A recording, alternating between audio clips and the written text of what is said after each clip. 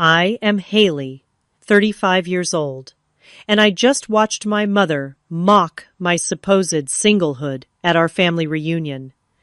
What she did not know was that I had been happily married for 3 years. The secret wedding band hung heavy on the chain beneath my blouse as her words cut through the air. After years of criticism, I finally decided this was the moment to reveal my hidden life. The family photo crashed to the floor as the truth spilled out. Before I tell you how my entire family discovered my secret life, drop a comment letting me know where you are watching from, and do not forget to subscribe for more stories about family secrets and standing up for yourself. Growing up, my relationship with my mother was like walking on eggshells scattered across perfectly polished marble floors. Diane Anderson was the epitome of perfection in our suburban neighborhood. Every strand of her blonde hair was always in place, her clothes ironed to precision, and her reputation as the president of the local country club was untarnished. She expected nothing less than perfection from her only daughter. My father, Thomas, was the buffer between us. His gentle nature balanced my mother's sharp edges. He would wink at me across the dinner table when Mom launched into another lecture about proper posture or the importance of joining the right clubs at school. "Haley Bear," he would say, "just be yourself. That is more than enough." But when I turned 12, Dad suffered a sudden heart attack, leaving Mom and me alone in our too big house with too many expectations. After Dad died, Mom tightened her grip on my life. Every report card was scrutinized, every friend vetted, every outfit approved or disapproved with a critical eye. "Haley, Harvard does not accept B-plus students," she would say, when I brought home anything less than perfect grades. "Haley, that skirt makes your hips look wide," she would comment, as I tried on clothes for school. There was always something to improve, something to fix, something that was not quite right about me. By high school, I had become an expert at anticipating her criticisms. I joined all the right clubs, maintained a 4.0 GPA, and dated boys from good families that Mom approved of. David Jenkins, the son of Dad's former business partner, was her favorite. "Now, there is a boy with a future," she would say, not so subtly hinting that I should consider him seriously. The fact that David had the personality of cardboard and hands that wandered too freely never seemed to factor into her assessment. The real problems began when I entered college. Mom had mapped out my entire future: an Ivy League education, a degree in law or medicine, and marriage to someone from our social circle by 25. I dutifully attended Columbia as she wished, but chose to study English literature instead of pre-law. "Poetry will not pay the bills, Haley," she said with that disappointed sigh I had come to dread. By the time I graduated, the pressure to find the perfect match had become unbearable. Mom would arrange dinner parties, conveniently inviting the eligible sons of her friends. Margaret's son just made partner at his law firm, she would whisper loudly enough for everyone to hear. Or, "James just bought a summer house in the Hamptons, is not that wonderful?" Each potential suitor was paraded before me like prize cattle at an auction. When I did date someone of my choosing, Mom found ways to sabotage the relationship. She accidentally mentioned my childhood bedwetting problem to Michael during dessert. She questioned Paul's career prospects so aggressively that he never called again. And when I brought home Tony, a brilliant art historian I met in graduate school, she simply looked him up and down and said, "I suppose some women do not mind being the breadwinner," effectively ending that relationship before it had a chance to begin. The comparisons to other daughters were constant and cutting. "Did you know Stephanie is engaged to a surgeon?" Or "Melissa just got promoted to vice president at her firm, and she still has time to volunteer at the hospital." The unspoken message was always clear: other daughters were succeeding where I was failing. By 25, I felt suffocated.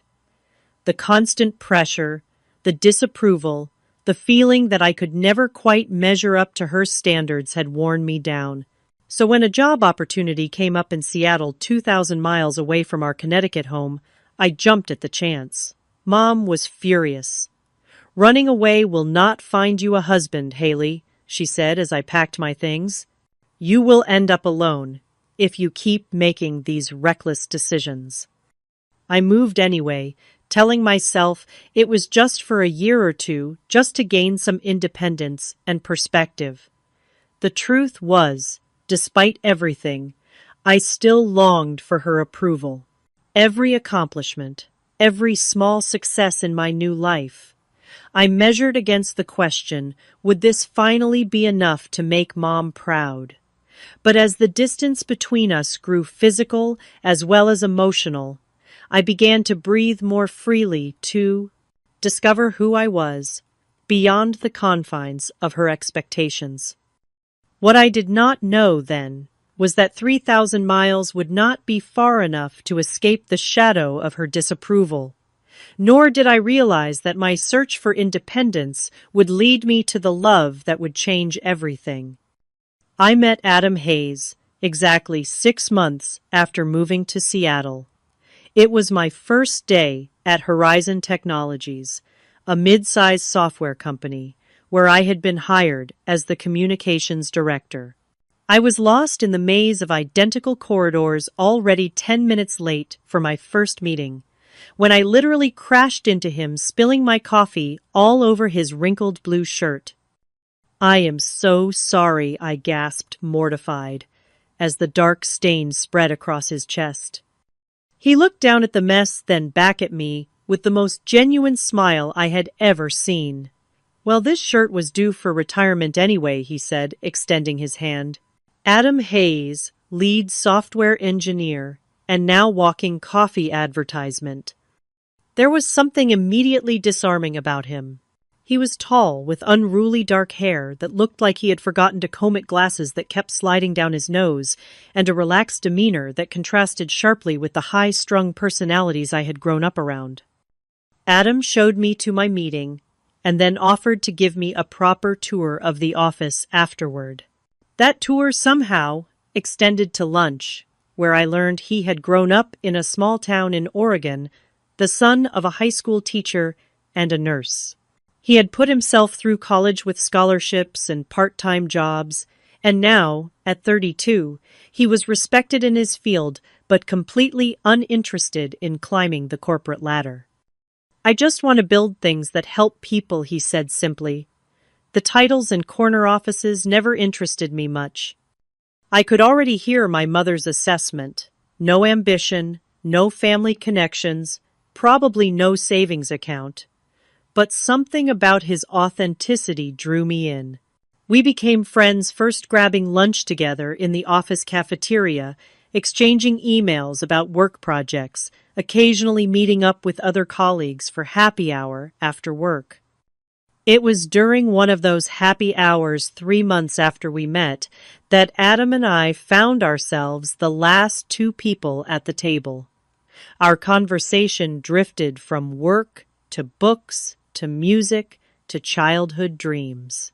I told him about my secret passion for photography, something I had abandoned because Mom thought it was a hobby, not a career. He listened with genuine interest, then insisted we leave immediately to buy me a camera. "Life is too short not to do what you love, even if it is just on the weekends," he said, as we left the electronics store, clutching a box containing my first professional camera. That night, as he walked me to my door, Adam kissed me for the first time. It was gentle and questioning, giving me every opportunity to pull away. Instead, I leaned in, feeling something click into place that I had not known was missing. Our relationship blossomed over the next 6 months. We hiked through the lush forests surrounding Seattle, explored tiny bookstores tucked away in forgotten corners of the city, and spent rainy Sundays cooking elaborate meals in his small but cozy apartment. Adam encouraged my photography. framing my pictures and hanging them on his walls, proudly showing them to friends who visited. For the first time in my life, I felt seen for who I was, not for who someone wanted me to be. Adam never tried to change me or mold me into some idealized version of myself. He loved my quirks, listened to my dreams, and made me feel like I was enough just as I was. Of course, I knew the honeymoon phase would not last forever. The real test would come when Adam met my mother. I put it off as long as possible, making excuses about busy schedules and bad timing. But when Mom announced she would be visiting Seattle for a conference, there was no avoiding it any longer. I spent days preparing Adam for what was coming. She can be critical, I warned. She has very specific ideas about the kind of person I should be with. Adam squeezed my hand. Haley, I love you. Your mom might not approve of me right away, but I am not going anywhere. We will figure it out together. The dinner was every bit the disaster I had anticipated. Mom arrived at the restaurant 15 minutes early, immaculately dressed in a designer suit that made my carefully chosen outfit look shabby by comparison. Her eyes narrowed slightly when Adam stood to greet her, taking in his casual button-down shirt and lack of tie. So, Adam, she began after the briefest of introductions. Haley tells me you work with computers. Is there much future in that? It was the first volley in what became a 3-hour interrogation. She questioned his education, a state school. How quaint. His family background. Teachers are so underappreciated, though. I suppose it explains your salary expectations. And his 5-year plan. So no, aspirations to management.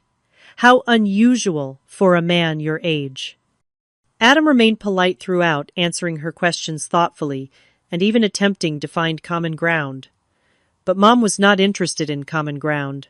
She was conducting an assessment, and it was clear from her tight smiles and pointed questions that Adam was failing spectacularly. By dessert, I was fighting back tears of humiliation.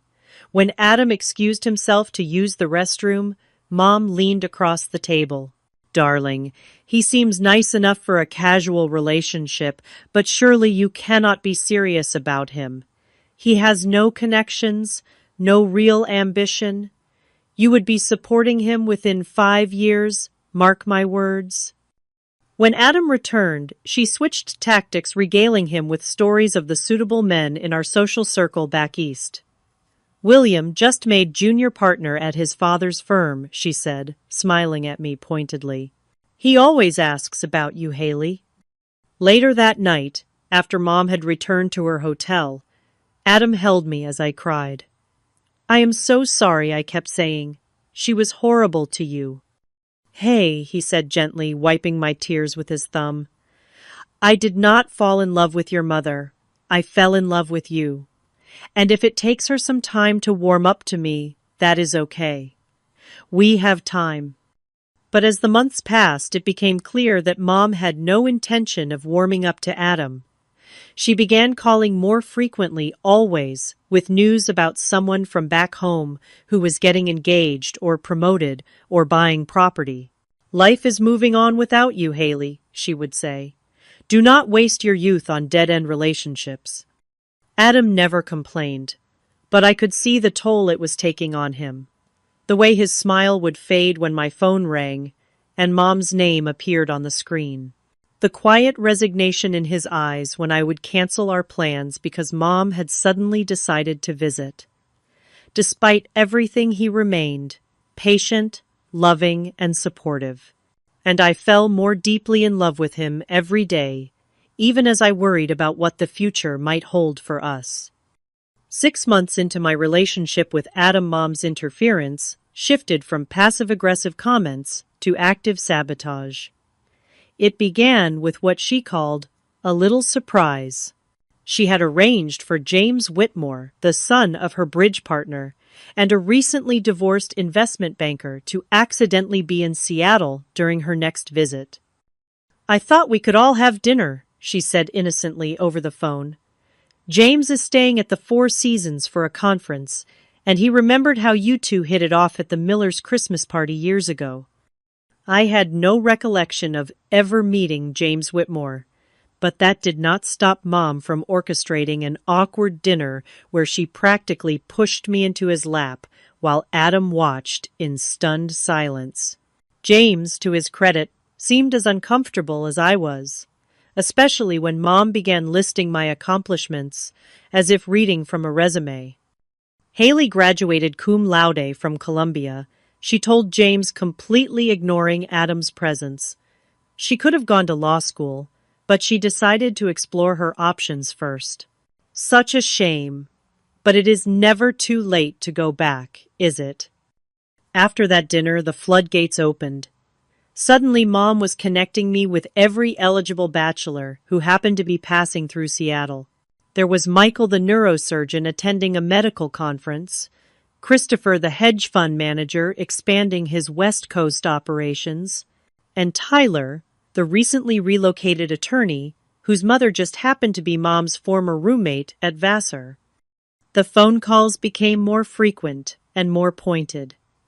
"Haley, darling, I am just concerned about your future," she would say. "You are approaching 30. Do you really want to waste these crucial years on someone who will never fit into our world?" "Adam is my world now, Mom," I would counter, only to be met with a heavy sigh. "You always were stubborn, just like your father. Look how that turned out for him, working himself to death in a job that never appreciated him." That comment, bringing my father into it, broke something inside me. "Do not talk about Dad that way," I said, my voice shaking. "He was happy. He loved his work and his life. Not everything is about status and connections." "Clearly Adam has been filling your head with this bohemian nonsense," she replied coldly. "Your father could have been so much more if he had listened to me. I will not stand by and watch you make the same mistakes." The tension reached a breaking point during the annual family reunion at my Aunt Patricia's lake house.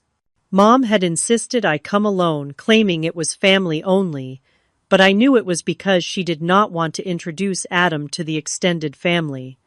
Against my better judgment, I agreed, not wanting to cause a scene.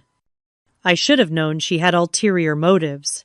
She had invited Bradley Wilson, the recently divorced son of her college friend, who was apparently looking for a nice girl to settle down with. Bradley was handsome in a generic way, with perfectly coiffed hair and a country club tan. He was also arrogant, condescending, and could not stop talking about his Porsche. During dinner, Mom clinked her glass to get everyone's attention. "I have a little announcement," she said, smiling broadly. "Bradley has just been made partner at Wilson & Associates, and he has generously offered to give Haley some career advice. Isn't that wonderful?" Before I could respond, she added, "Who knows? Maybe he can convince her to move back east where she belongs." The entire table turned to look at me, expectant smiles on their faces. I felt trapped, cornered like an animal.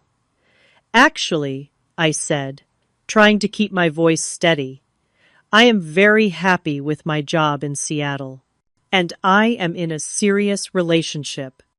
Mom's smile froze. Haley is being modest. "This little marketing job is just a stepping stone, isn't it, darling? And as for this boy, she is seeing well. Summer flings are so nice, but winter is coming." The table erupted in laughter, while my face burned with humiliation. Later, as Bradley cornered me on the porch with thinly veiled propositions disguised as career opportunities, I texted Adam, "I cannot do this anymore. Can you come get me?"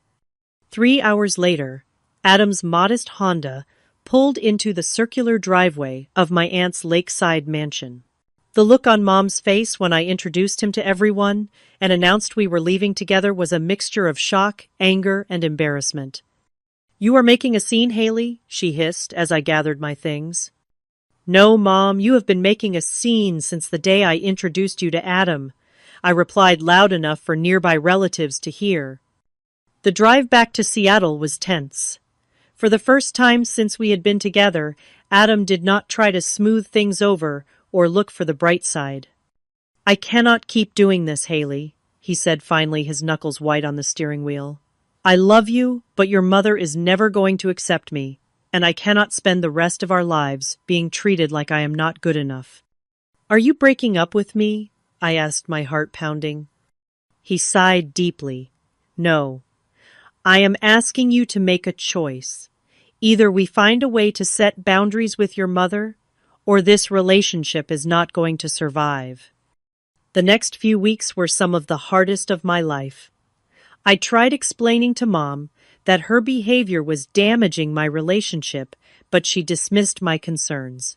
"If your relationship cannot withstand a mother's natural concern, then it is not strong enough to begin with," she said. Meanwhile, tensions with Adam continued to grow. We began arguing about small things, the pressure from my family casting a shadow over our once easy relationship. I would wake up in the middle of the night, crying silently, while Adam slept beside me, torn between the two people I loved most in the world. The breaking point came when Mom showed up unannounced at my apartment one Sunday morning. Adam and I had been enjoying a lazy breakfast when the doorbell rang. There stood Mom, designer suitcase in hand, announcing she had decided to spend some quality time with me. For the next week, she dominated every conversation, criticized everything from my apartment decor to my job performance, and made it impossible for Adam and me to have any private time. When Adam suggested we all go to dinner to clear the air, Mom declined, claiming she had a headache, only to call an hour later asking me to come home because she was feeling lonely. After Mom finally left Adam, and I had the biggest fight of our relationship, "She is never going to stop, Haley," he said, pacing our small living room. "She will keep interfering until she gets what she wants, which is us breaking up." "What am I supposed to do?" I cried. "She is my mother." "And I want to be your husband," he shouted back then, stopped abruptly, looking as surprised by the words as I was. In the stunned silence that followed, we both realized we had reached a crossroads. Something had to change, or we would lose each other. Neither of us knew then just how dramatic that change would be, or how it would alter the course of both our lives forever. 2 months after our fight, Adam and I took a weekend trip to the San Juan Islands. The tension with my mother had created a strain between us that we were both eager to escape, if only for a few days. We stayed in a small cottage overlooking the water, spent our days hiking through forests of towering pines, and our evenings watching the sunset paint the sky in brilliant oranges and pinks. On our second night, Adam suggested a walk along the beach after dinner. The moon was full, casting a silver path across the dark water. We walked hand in hand, the only sound the gentle lapping of waves against the shore and the distant cry of seagulls. "Do you remember the first time we went to the coast?" Adam asked, stopping to pick up a smooth stone and skip it across the water. I smiled at the memory. "You tried to impress me with your surfing skills and ended up with a bloody nose." He laughed. "Not my finest moment. But you took care of me, and that is when I knew." "Knew what?" "That you were the one I wanted to spend my life taking care of and being taken care of by." Before I could respond, Adam was down on one knee, pulling a small velvet box from his pocket. Inside was a ring with a modest diamond surrounded by tiny sapphires that matched the color of the sea behind him. "Haley Anderson, I have loved you since the moment you spilled coffee all over my favorite shirt. I love your kind heart, your quiet strength, your determination to see the good in people even when they make it difficult." He took a deep breath. "I know things have been hard with your family, but I promise to stand by you through whatever comes next. Will you marry me?" Tears filled my eyes as I nodded, unable to speak. When he slipped the ring onto my finger, it felt right in a way few things in my life ever had. We spent the rest of the evening making plans, dreaming about our future together, deliberately avoiding the elephant in the room, how my mother would react. Reality crashed back in the moment. We returned to Seattle. The weight of what was coming settled on my shoulders like a physical burden. I knew I had to tell my mother about the engagement, and I knew it would not go well. After 3 days of putting it off, I finally called her on a Wednesday evening. My hands were shaking so badly I could barely hold the phone. "Haley, darling, what a nice surprise," she answered, her voice warm for once. "I was just thinking about you. Patricia's daughter just got engaged to the most wonderful boy from Greenwich. His family owns that publishing company. You know the one." I took a deep breath. "Mom, I have some news too. Adam asked me to marry him and I said yes." The silence that followed was so complete, I thought the call had dropped. Then came her voice, cold and controlled. "I see. And when did this happen?" "Last weekend. We went to the San Juan Islands and—" "Have you set a date?" she interrupted. "Not yet. We were thinking maybe next spring or—" "So there is still time to reconsider," she cut in again. "Darling, engagements break all the time. No one would think less of you." I gripped the phone tighter. "Mom, I am not breaking the engagement. I love Adam, and we are getting married." "Haley Elizabeth Anderson," she said, her voice dropping to a dangerous whisper. "You cannot possibly be serious about marrying that nobody. What about your future? What about children? Do you want them growing up without the advantages you had?" "Adam is not a nobody," I said, feeling my temper rising. "He is brilliant and kind and loves me for who I am, not who he wants me to be." "Is that a dig at me?" she asked sharply. "After everything I have done for you, I have only ever wanted what is best for you." "No, Mom. You have only ever wanted what you think is best for me. There is a difference." The conversation deteriorated from there. Mom alternated between icy fury and tearful manipulation, telling me I was throwing away my future, that I would regret this decision, that I was breaking her heart.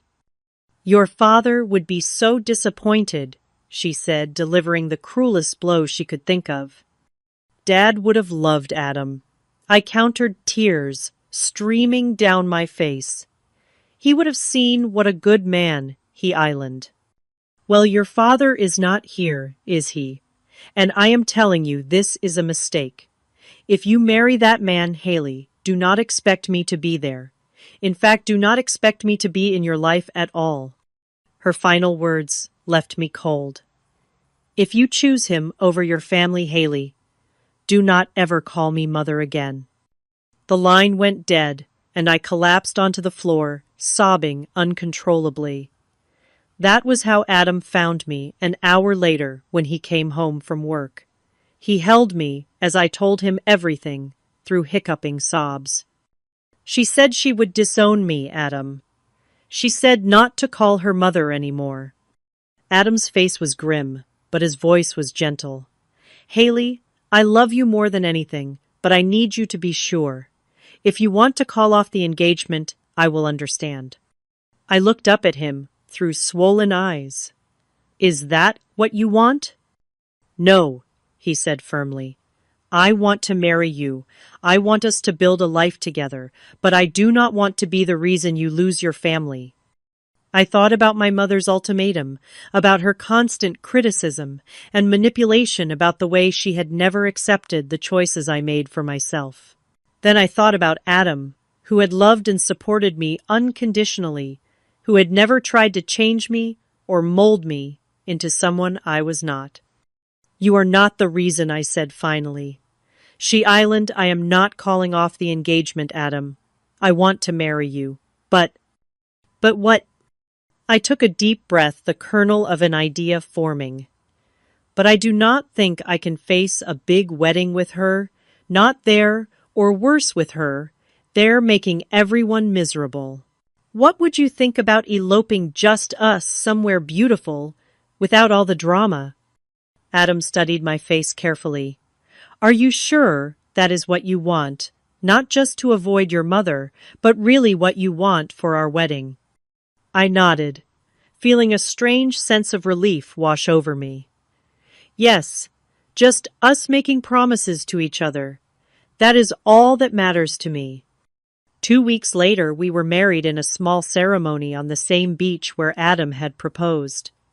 His parents were there, along with his sister and her husband, and my two closest friends from Seattle.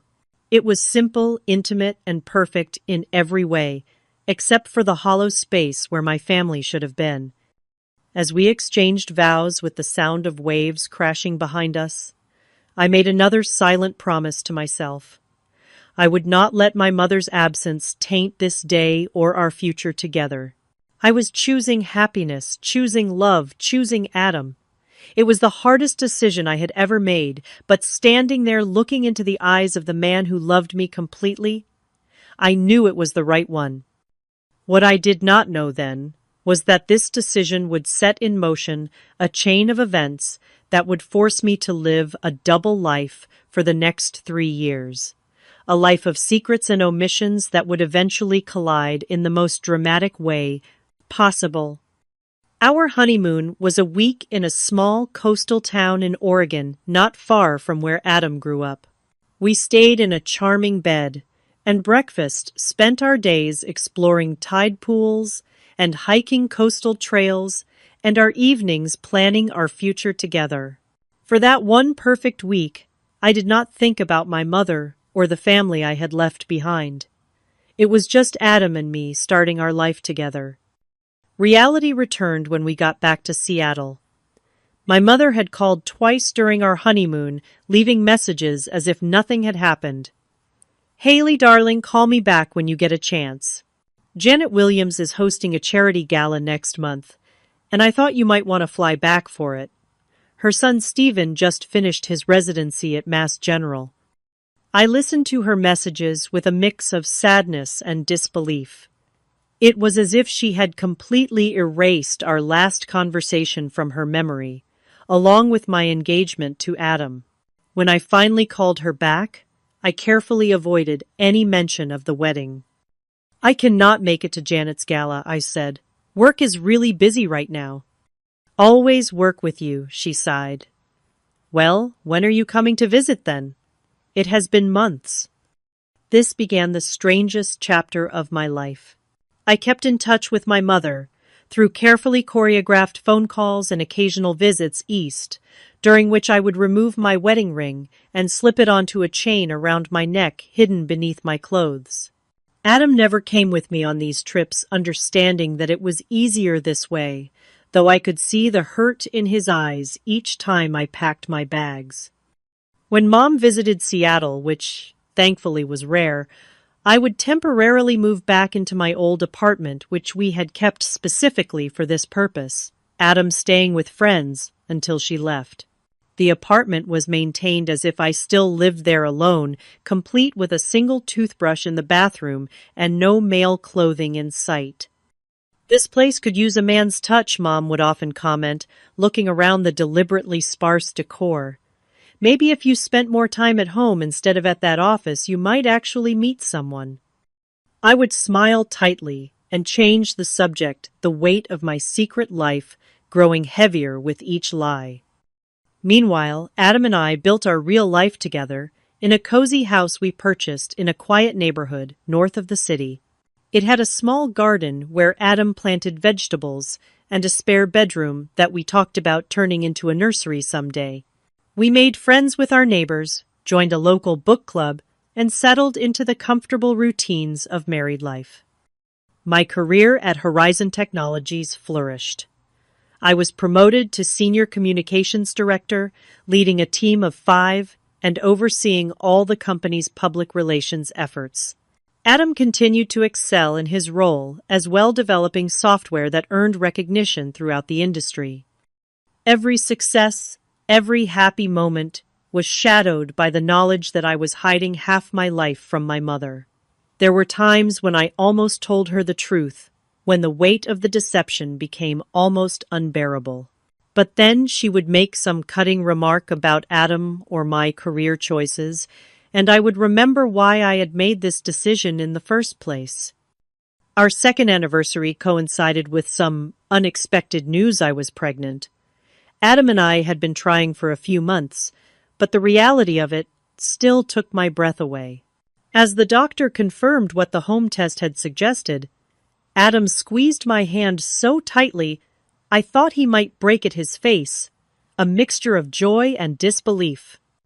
"We are going to be parents," he whispered as we left the doctor's office, one hand protectively on my still flat stomach.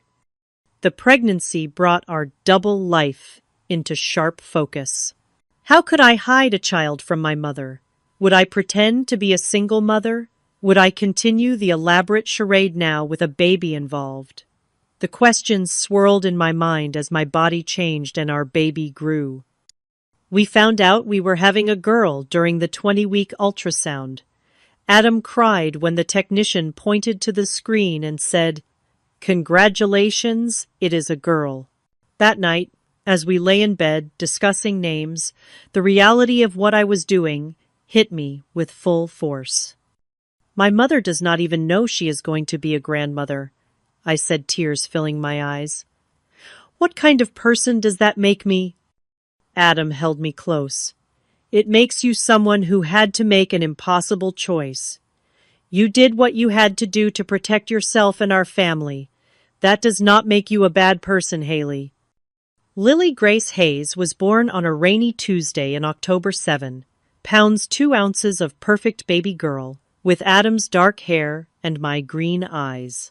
Holding her for the first time, I felt a love so fierce and protective it took my breath away. I also felt a renewed sense of grief for what my mother was missing and what Lily would miss by not knowing her grandmother. I sent Mom a text the day after Lily was born, a carefully worded message that made no mention of Adam or marriage. "Mom, I have some news. You are a grandmother. I had a baby girl yesterday, Lily Grace. We are both doing well." Her response came hours later, a flurry of shocked questions and barely concealed judgment. "A baby? Haley, what are you talking about? Whose baby? Are you saying you had a child out of wedlock? Who is the father? Why am I just hearing about this now?" I did not answer her calls for 3 days, using the excuse of recovery and newborn care to avoid the conversation I knew was coming.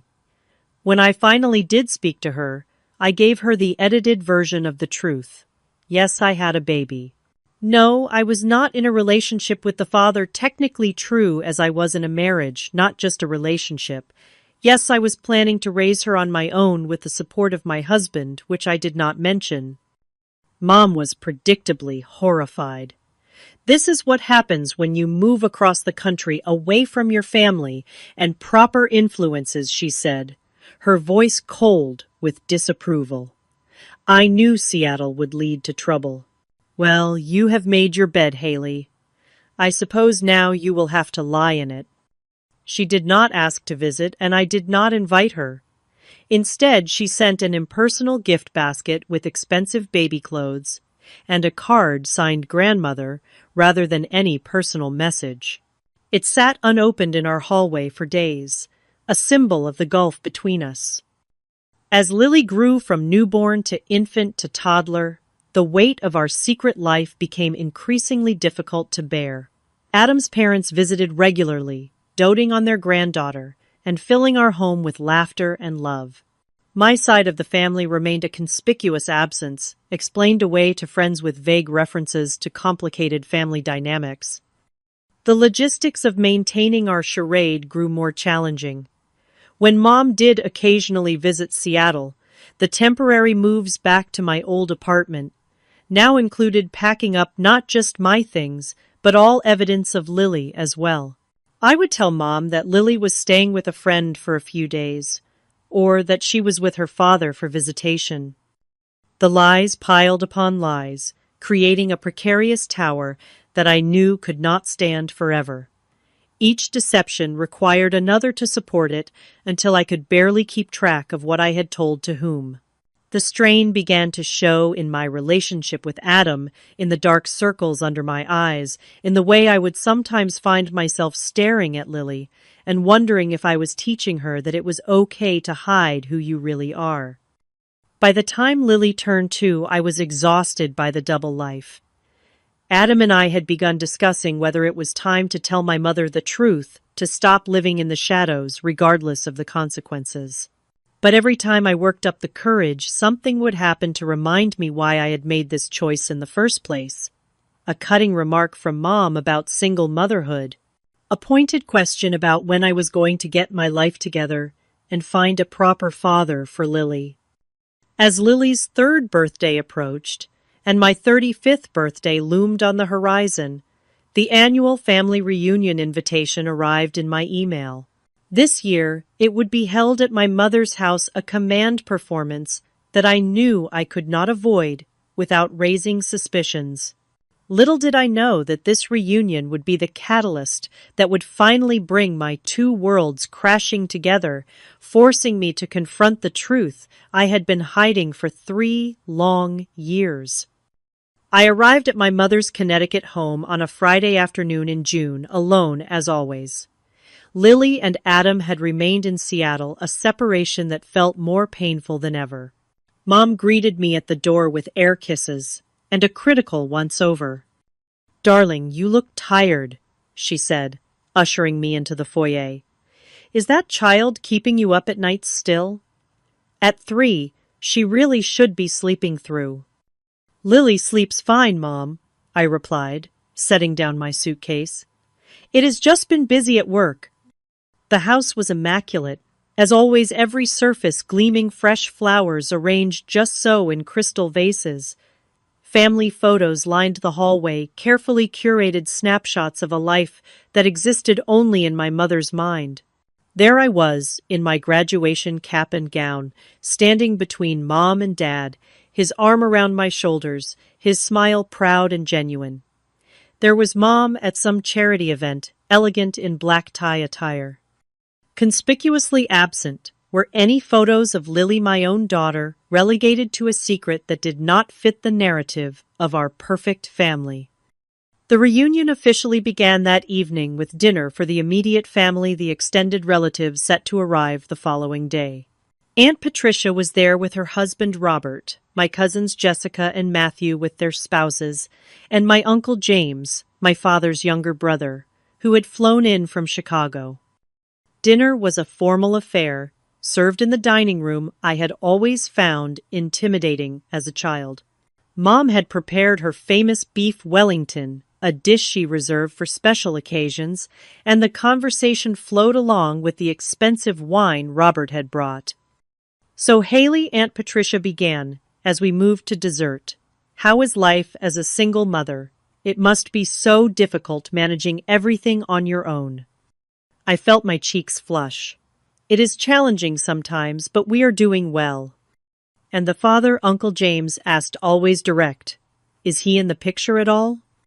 Before I could answer, Mom cut in smoothly. "Haley prefers not to discuss that situation, James. Some decisions once made are best left in the past." The way she said it, with that slight edge to her voice, made it clear what she thought of my situation. I gripped my fork tightly, fighting the urge to tell them all the truth then and there. The evening progressed with more subtle digs and probing questions disguised as concern. By the time I retreated to my old bedroom, I was emotionally exhausted. I called Adam, speaking in hushed tones, even though my door was closed. "I do not know if I can do this for another 2 days, I confessed, curled up on my childhood bed. Mom keeps making these comments, and everyone looks at me like I am some cautionary tale. "Then tell them," Adam said simply. "Tell them the truth, Haley, or come home. You do not have to stay there and take this." I sighed, looking around the room that had once been my sanctuary and now felt like a museum to a person I no longer was, I cannot just leave. That would only make things worse. And I am not ready to tell them yet. I need to find the right moment.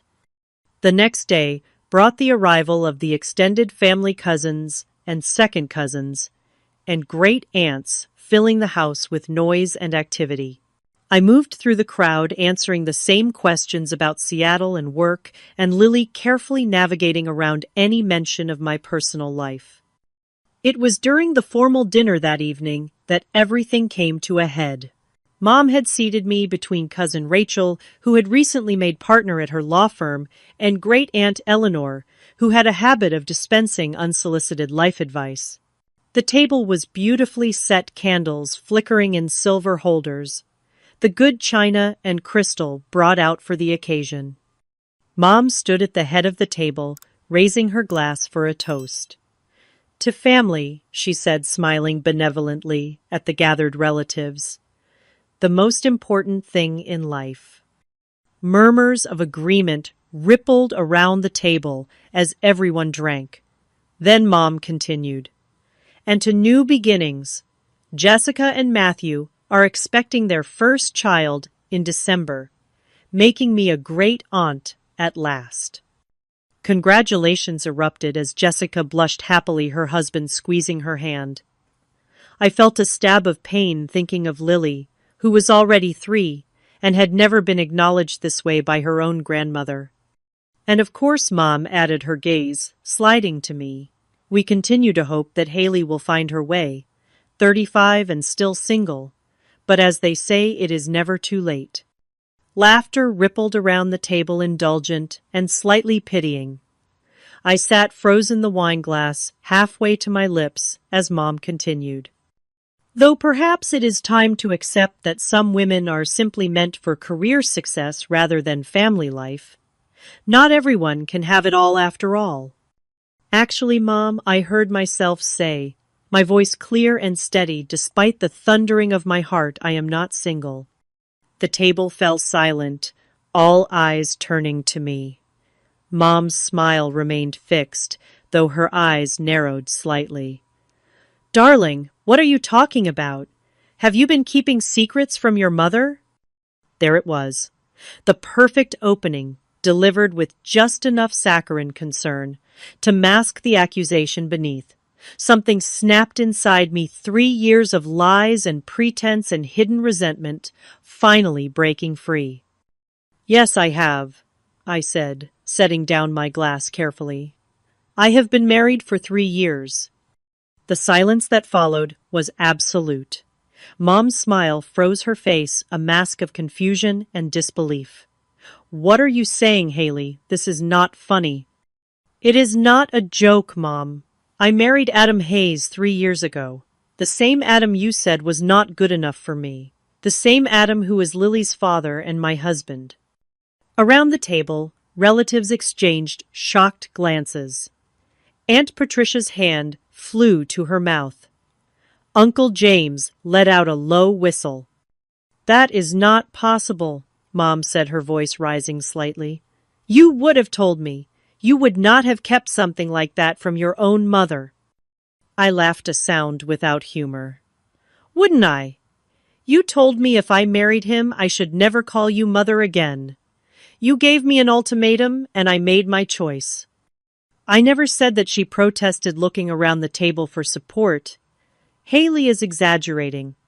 We had a disagreement about her boyfriend, that is all." "Husband," I corrected. "And you did say it. You said if I chose him over my family, not to call you mother anymore.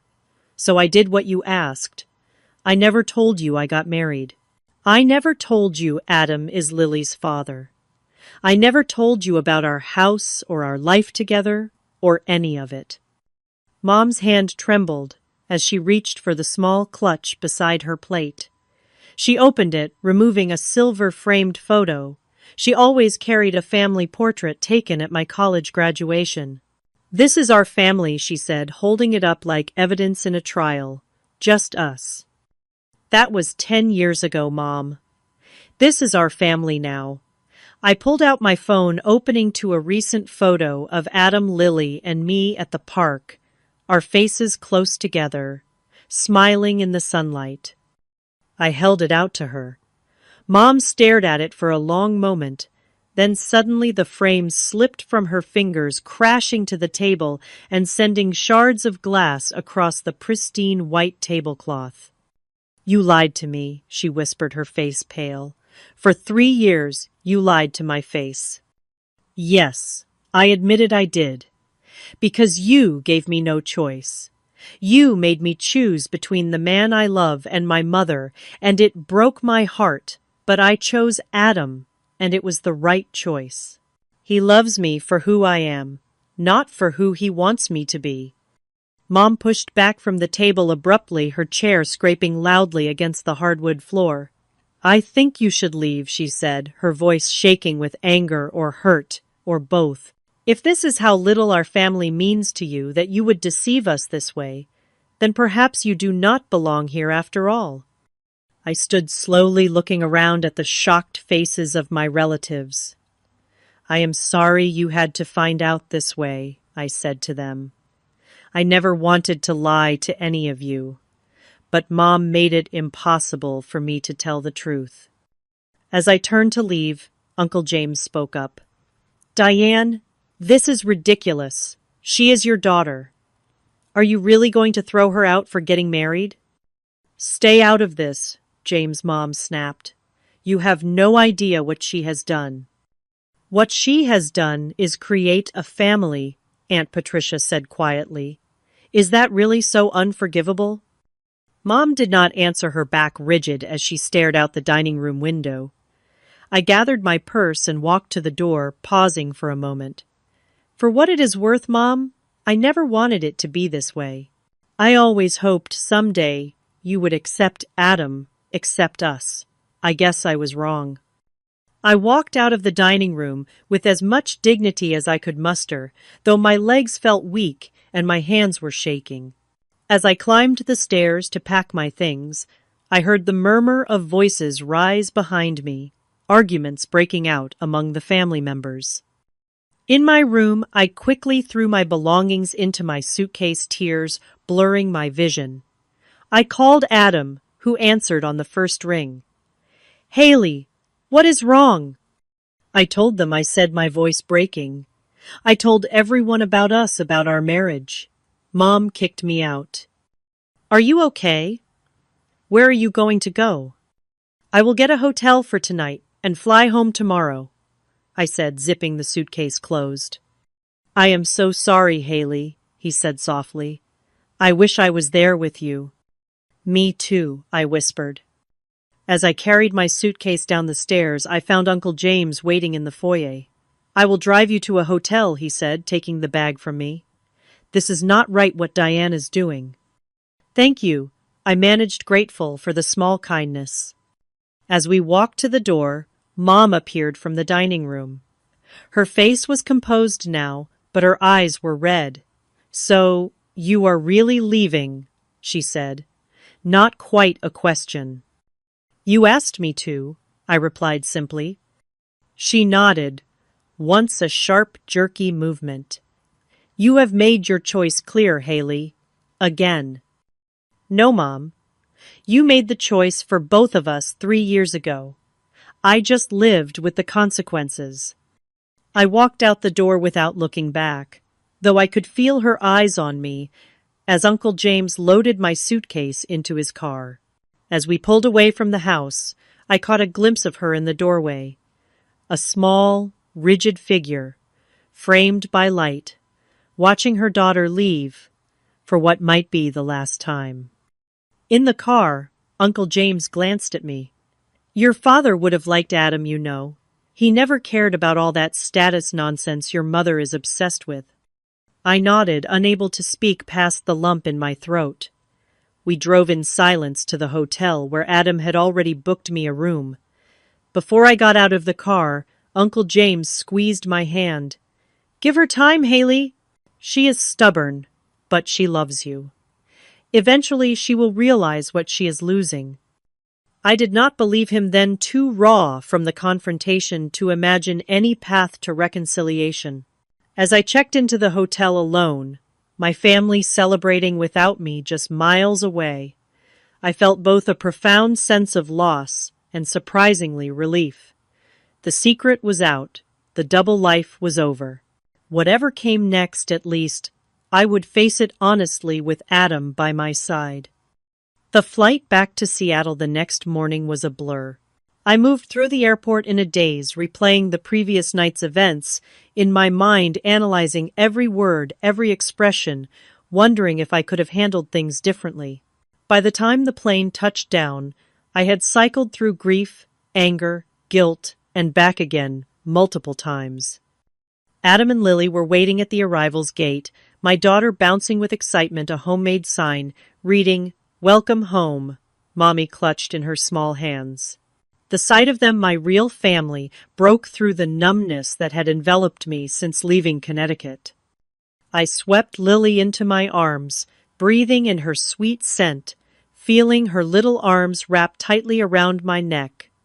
"Missed you, Mommy," she whispered, and I had to bite my lip to keep from crying.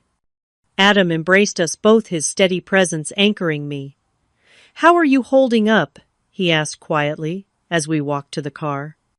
"I do not know," I answered honestly. "It feels like I have lost her all over again, but also like maybe I lost her years ago and just did not want to admit it." The days that followed were strangely peaceful. The weight of secrecy had been lifted, and despite the pain of my mother's rejection, I felt lighter somehow. I threw myself into being present with Lily, savoring ordinary moments that had often been overshadowed by the stress of maintaining my double life. Morning cuddles, bedtime stories, weekend trips to the park, all took on a new sweetness now that they were not tainted by lies. A week after the confrontation, I received a text from Aunt Patricia. "Your mother is not speaking to anyone who defended you," she wrote, "but several of us would like to keep in touch. Is that okay with you?" I sent back my email address and phone number, touched by the small rebellion of my relatives. Over the next few weeks, I received messages from various family members, some curious about my secret life, others simply expressing support. Uncle James sent photos from family gatherings I had missed over the years, along with stories about my father that Mom had never shared. From my mother there was only silence. I had not really expected anything else, yet each day that passed, without contact, deepened the ache of loss. Adam watched me check my phone obsessively, his eyes filled with concern, but he never pushed or offered empty reassurances. He simply loved me through it, steady and patient as always. A month after the reunion, a letter arrived in our mailbox, addressed to me in my mother's distinctive handwriting. I stared at it for a long time before finding the courage to open it. "Haley," it began, no dear or other affectionate greeting. "I have been thinking about what happened at the reunion. While I cannot condone the deception you practiced for 3 years, I recognize that my own actions may have contributed to your decision. Your father always said I was too rigid, too concerned with appearances. Perhaps he was right." The letter continued for several pages, alternating between justified anger at my lies and reluctant acknowledgement of her role in creating the situation. It was not exactly an apology, but it was more self-reflection than I had ever seen from her. "I do not know where we go from here," she concluded, "but I find I am not ready to lose my only child or to continue missing out on my granddaughter's life. If you are willing, perhaps we could speak on the phone sometime."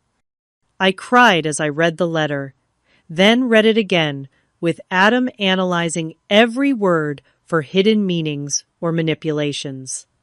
In the end, we decided together that it represented a genuine, if imperfect, olive branch.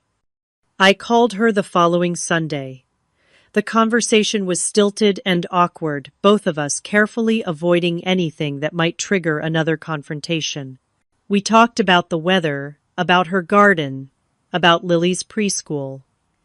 It was superficial, but it was a start. Those Sunday calls became a weekly ritual. Gradually, the conversations grew longer and more substantial. She asked questions about Adam tentative at first, then with increasing interest.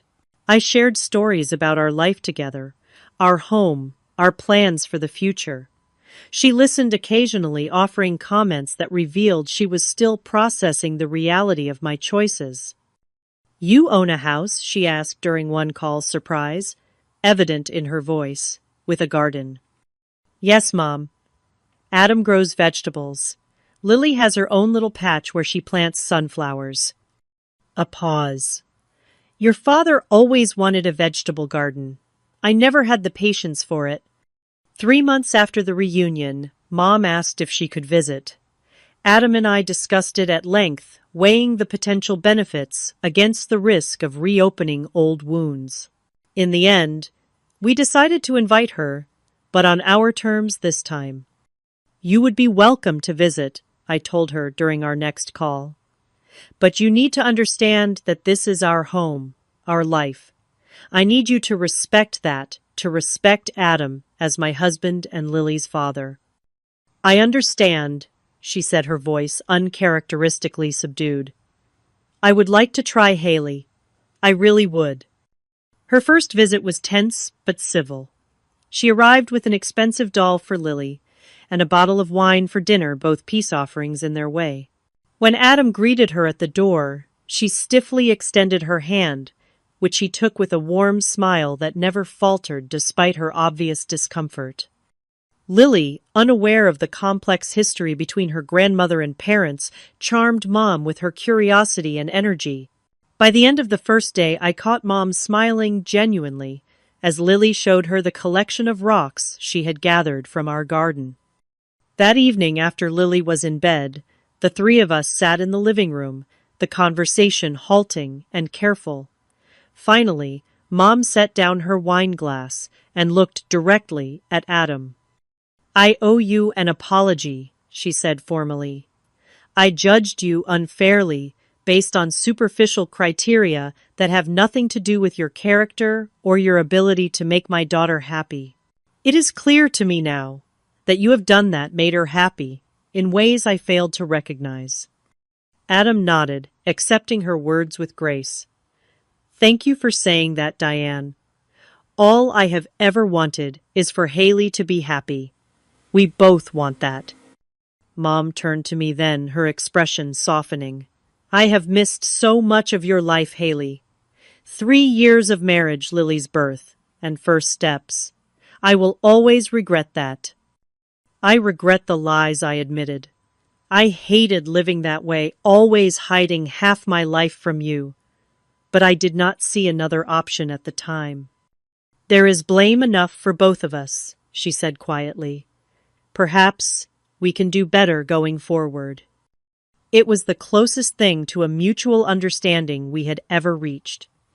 The visit ended with tentative plans for Mom to return for Lily's birthday in October and a promise to send regular updates and photos in the meantime. The healing process was slow, and not without setbacks. Mom occasionally slipped into old patterns, making subtle digs about our modest home or questioning our parenting choices. But now, instead of swallowing my hurt or avoiding confrontation, I would calmly set boundaries. "That comment was hurtful, Mom," I would say. "If you continue speaking to us that way, we will have to end this visit early." To my surprise, she usually backed down sometimes, even apologizing. It seemed the fear of losing her connection to me, and Lily outweighed her need to control and criticize. It was not perfect, but it was progress. As the months passed, our relationship slowly transformed into something new, something healthier. Mom began to show genuine interest in Adam's work in our life in Seattle, in the choices we had made together. She still occasionally expressed views that made me cringe, but the sharp edge of judgment had softened. On Lily's 4th birthday, Mom flew out for the celebration. She brought a photo album she had created, filled with pictures of me as a child of Dad, of our family, before everything fell apart, for Lily, she said. so she knows where she comes from. That night after the party, I found Mom sitting on our back porch looking at the stars. I joined her, wrapping a blanket around my shoulders against the autumn chill. "Thank you for coming," I said softly. "It meant a lot to Lily, and to me." She nodded, still looking up at the sky. "Your father would have loved her so much, and he would have been proud of you, Haley. The life you have built, the mother you have become. I have not said that enough." We sat in companionable silence for a while, the most peaceful moment we had shared in years. Finally, she spoke again. "I was wrong, you know. About Adam, about what makes a good life, about so many things. I was trying to protect you from disappointment, from struggle. Your father and I, we had our challenges. I wanted something easier for you." "Life is not easy, Mom," I said gently. "But having people who love you for who you really are makes the hard parts bearable. That is what Adam gives me. What Dad gave you, I think." She reached over and squeezed my hand, a rare physical gesture from a woman who had always maintained a certain distance. "Yes," she said simply, "he did." The journey of healing with my mother continues to this day. We still have moments of tension, old wounds that occasionally reopen. But we have found a way forward based on honesty, respect, and the mutual recognition that family connections are too precious to sacrifice for pride or control. Through this difficult journey, I have learned invaluable lessons. I have learned that true love accepts you as you are without conditions or expectations. I have learned that sometimes the hardest choices, the ones that hurt the most in the moment, lead to the greatest growth. I have learned that honesty, even when painful, is ultimately less destructive than deception. Most importantly, I have learned to define family not by blood or obligation, but by love and choice. Adam and Lily are my first family, the one I chose and created. My mother is learning to be part of that family on new terms, ones that respect our autonomy and dignity. As I watch Lily playing with her grandmother in our garden, Adam's arm around my waist, I feel a sense of peace that once seemed impossible. The road here was longer and more painful than I ever imagined it would be. But standing in this moment, I know that every step was necessary. Our lives are shaped not just by the love we receive, but by the boundaries we set, the truths we tell, and the courage we find to be authentically ourselves, even when it costs us dearly. Sometimes the most loving thing we can do for ourselves and others is to stand firm in our truth, even when it hurts, because only then can real healing begin. Have you ever had to make a difficult choice between your family's expectations and your own happiness? How did you handle it? Share your story in the comments below, and do not forget to like, subscribe, and share if this resonated with Vex.org. Dare you? Thank you for listening to my journey, and remember, sometimes the hardest choices lead to the most beautiful outcomes.